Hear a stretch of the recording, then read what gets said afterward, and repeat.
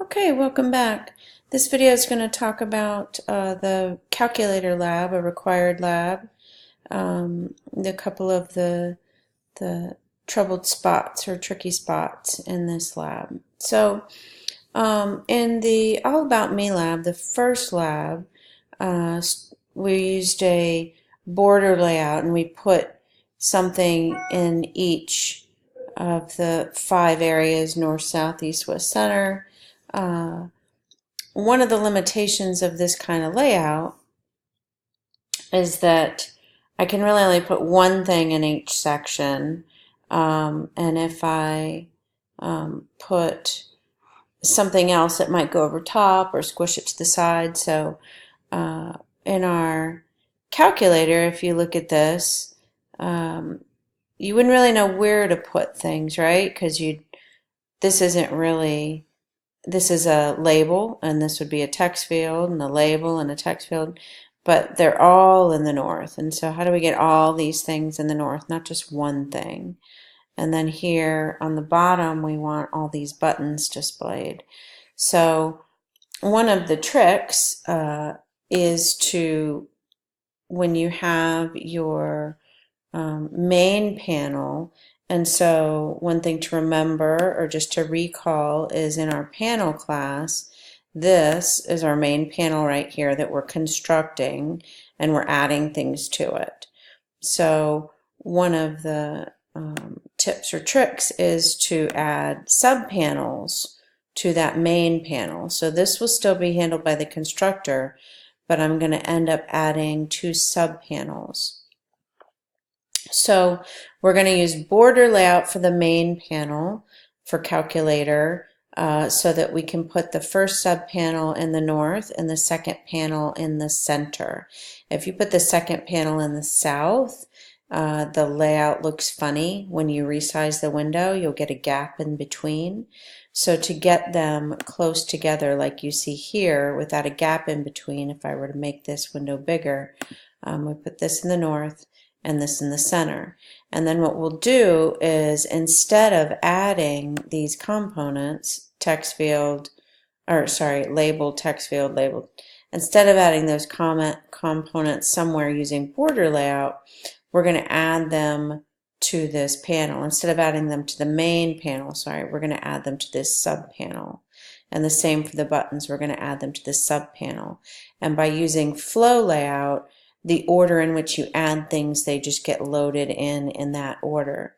So you want to be sure when you add to this sub panel here, you want to be sure to add this text field first, and then, or sorry, this label first, then this text field, then this label, then this text field, etc. And when you add to this south or center panel, you want to add the buttons in the order that you want them displayed. So I'm going to make a request that you guys increase the font on these. The font's pretty small, so just for readability, when you make these buttons, make sure you increase the font, and as well as up here. And I also believe anyway, the text field, I think example above has this as the text field, making it with a width of 24 if you go up here, and that's a really long text field. So right here, you see that 24? So you can make that smaller, maybe 5 or 10 should be adequate. So 24 columns is actually quite a bit. Okay, so back to those 2 subpanels, right? So how do we make those? How do we add things to them? And so here, creating the subpanels is just going to be a new private variable. So in our code, up where we had the other private variables, we are going to add these 2 private variables, north and center, but they're J panels. These will instantiate them in the constructor, and then in the constructor, when we want to add to the main panel, we'll just say add, which is what we've had in our code so far, or just this add, right? So this add or just add. That will add to the main panel. When we want to add to the sub panels that we've made, then we're going to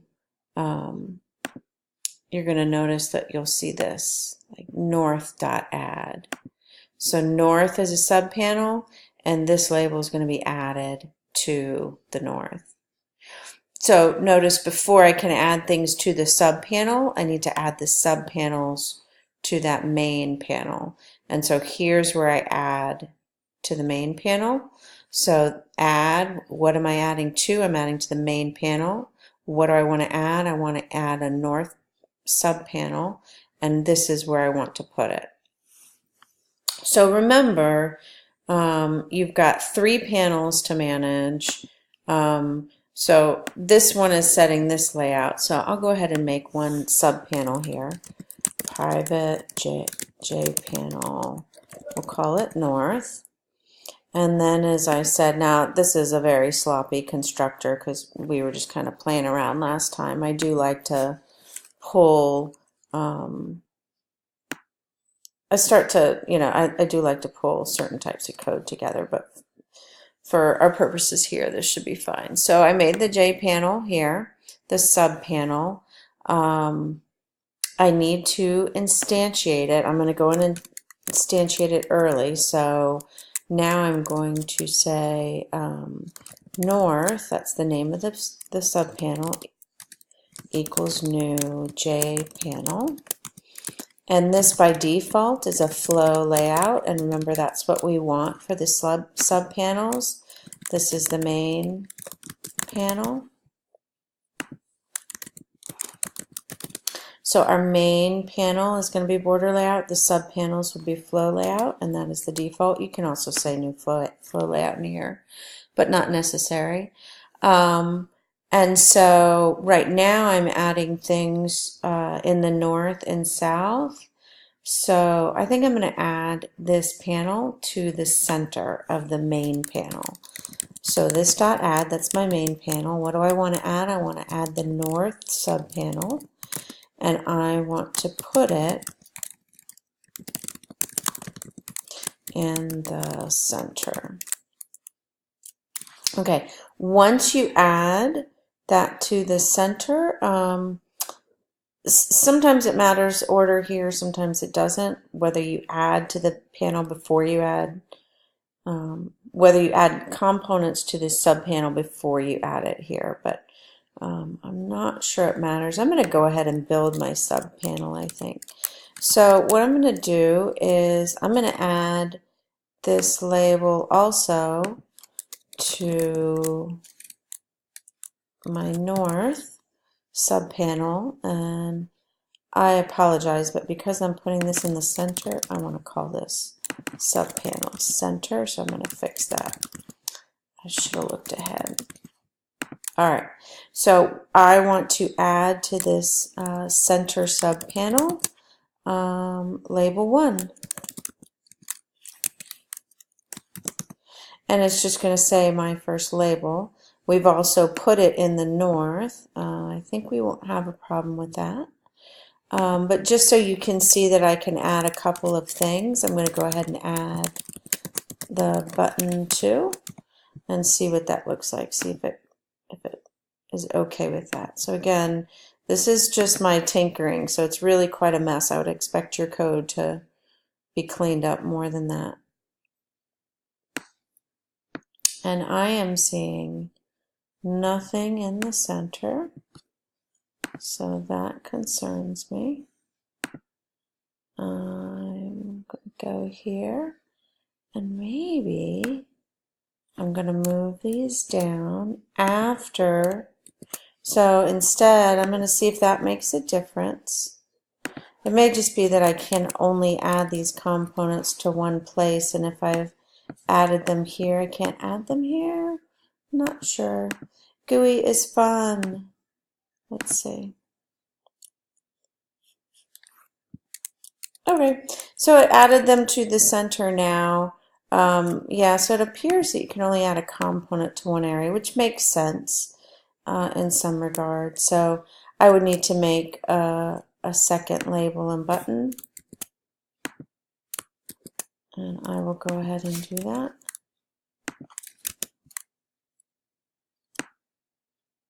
This will be subpanel label. This will be sub panel but 2. I'm going to need to make another label 2. So I'm just making more components so we can see kind of everything all together. So, and instead I'm going to add those new components I made.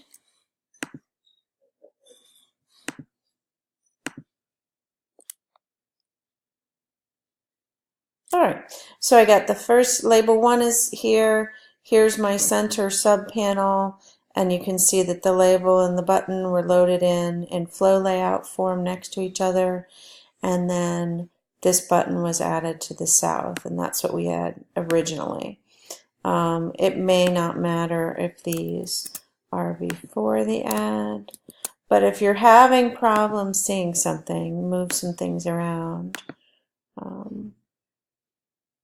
Want to see if, yep. So I can add to the sub panel and then add the sub panel to the main panel, or add the sub panel and then add the components to it. So either way, so that's a first important piece for getting this layout. And so with any GUI, you want to be thinking about whether it looks like a border or a flow layout. And remember, flow is going to be left to right. And because there's these two sections, that kind of sets up for that border layout. That border layout sets up nice for setting up two sections like that. All right, so the next piece to this, or the next tricky part, not tricky, but is reading in the text. And so there's a couple more slides here. This is related to the subpanels again, just keeping track of which subpanel you're adding to, right? So just to, wrap that up. Remember when I say this dot add, it's going to be the main panel, and when I say center dot add, it's going to add to the center subpanel, which was added to the main. So keeping that straight can be a little tricky. So there's a couple more slides just talking about that. So in reading in the numbers is the next piece that is a little confusing. So remember, the user's going to type in a number here and type in a number here, and then when you hit an operation, you want the answer here.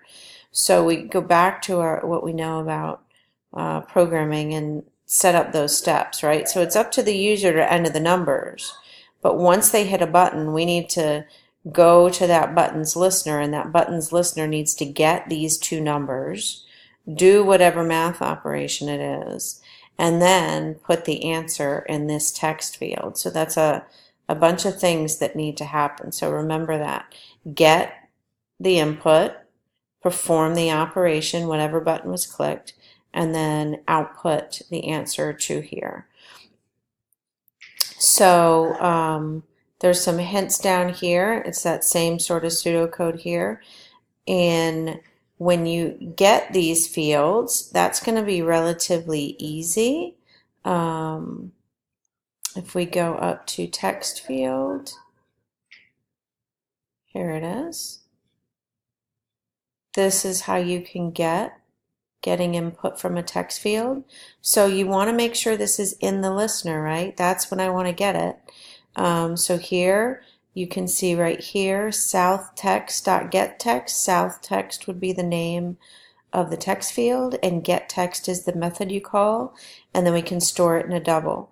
So you'll get from each of the two text fields, and then you'll perform the operation, and then you're going to set the text. So you've seen before how you can set the text of a label or of a button. Remember when we clicked the buttons in All About Me, you would set the text of the button? Well, you can set the text of a text field as well. And so that's what you'll be using for putting the output. The only issue is that the answer after this operation is a double, and what you put into a text field needs to be a string. So there's a couple reminders down here, two different ways how you can convert that to a string before you put it back here. So hopefully that helps you get started. Good luck and happy coding.